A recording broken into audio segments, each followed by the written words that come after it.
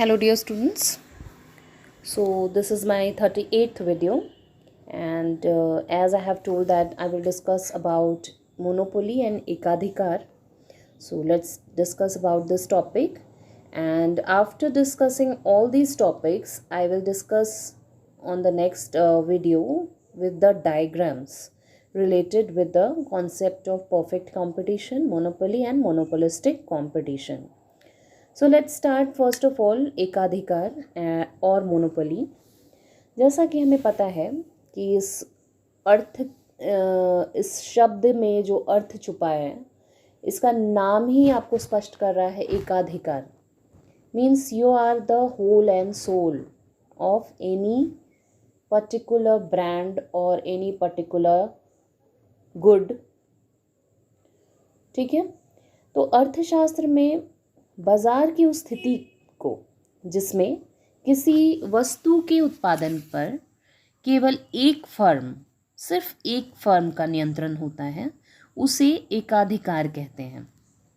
तो एकाधिकार बाजार की वह स्थिति है जिसमें किसी वस्तु का एक ही उत्पादक होता है और उस वस्तु का कोई क्लोज सब्स्टिट्यूट्स नहीं होता है।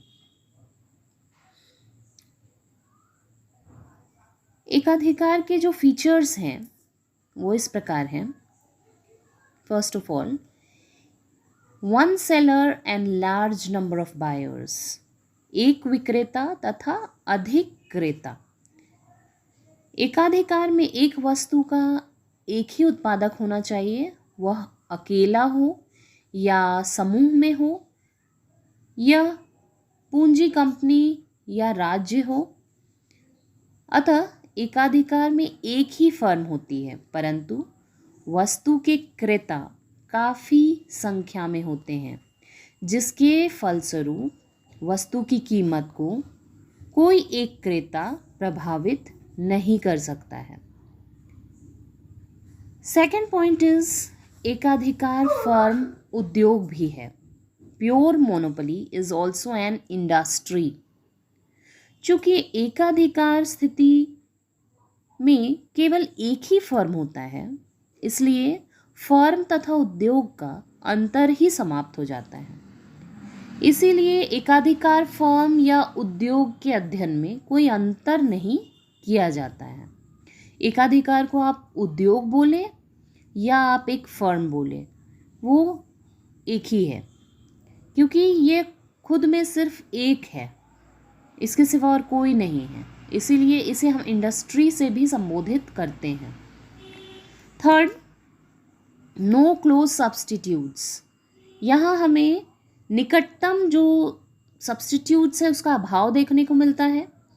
एक एकाधिकार फर्म वह है जो ऐसी वस्तुओं का उत्पादन कर रही है जिसका दूसरी फर्मों के उत्पादन में कोई प्रभावशाली सब्स्टिट्यूट्स नहीं है। Next is restrictions on the entry of the new firm. नई फर्मों के प्रवेश पर बाधाएं। प्रायः एकाधिकार उद्योग में नई फर्मों के प्रवेश पर कुछ बाधाएं या प्रतिबंध लगाए जाते हैं, जैसे पेटेंट्स का अधिकार होता है, किसी तकनीक तथा कच्चे माल का प्रभुत्व होता है।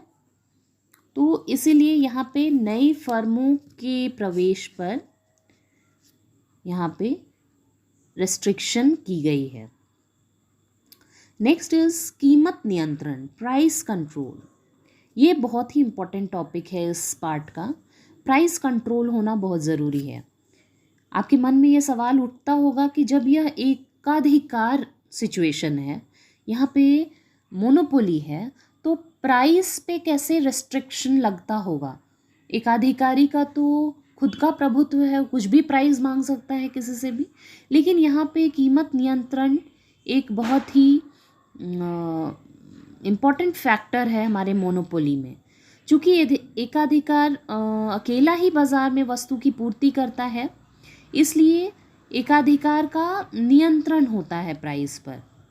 वह अपने उत्पादन की कीमत कम या अधिक कर सकता है, एकाधिकार कीमत को तय करने वाला होता है, न कि स्वीकार करने वाला। हमने इससे पहले परफेक्ट कंपटीशन में पढ़ा कि it was a price taker not a price maker, but a monopolist is a price maker not a price taker.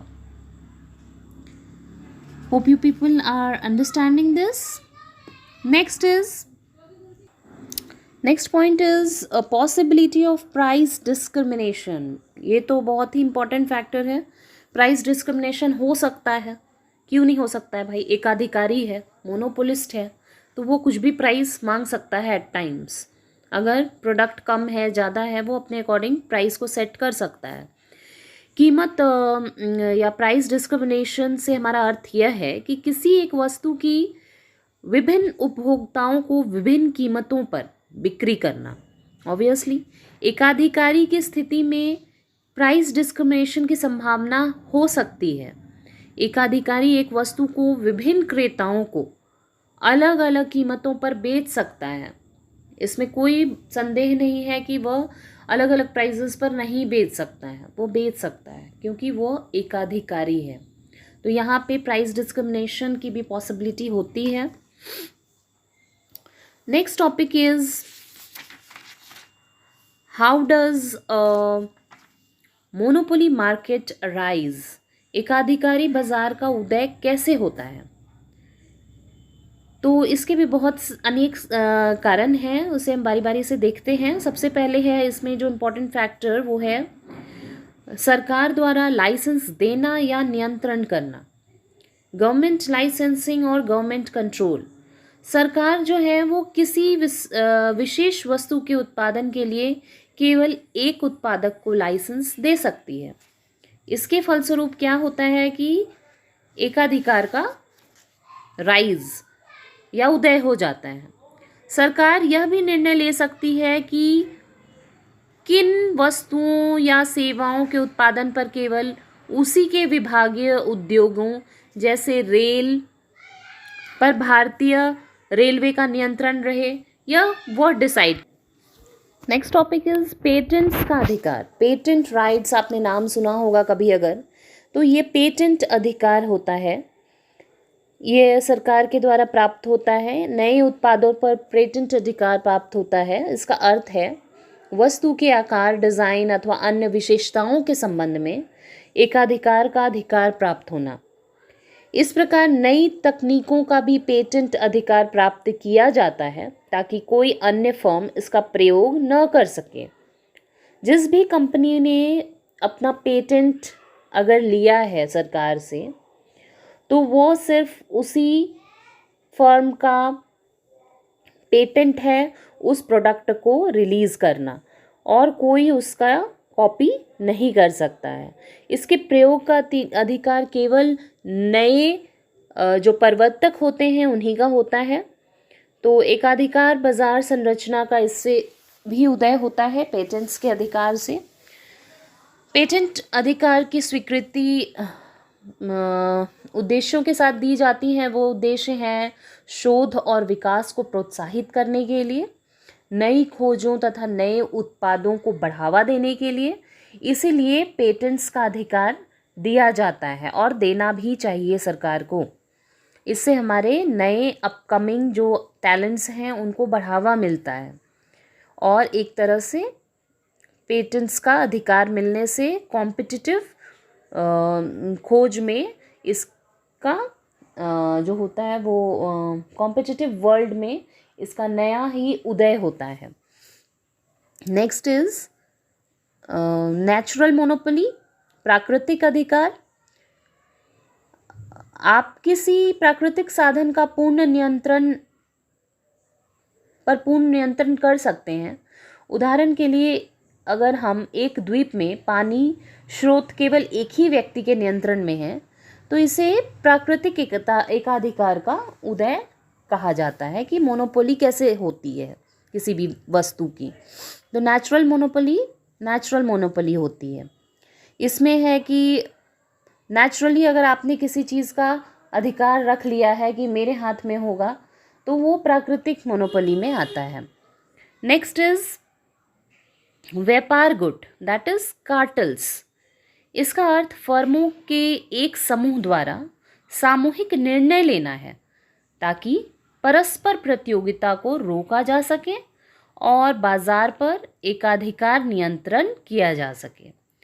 प्रतियोगी फर्म मोटे तौर पर कीमत तथा उत्पादन नीति संबंधी एक समझौता करते हैं जिनमें आपस में प्रतियोगिता नहीं होती है और एक प्रकार के संयुक्त अधिकारी बाजार संरचना का उदय होता है।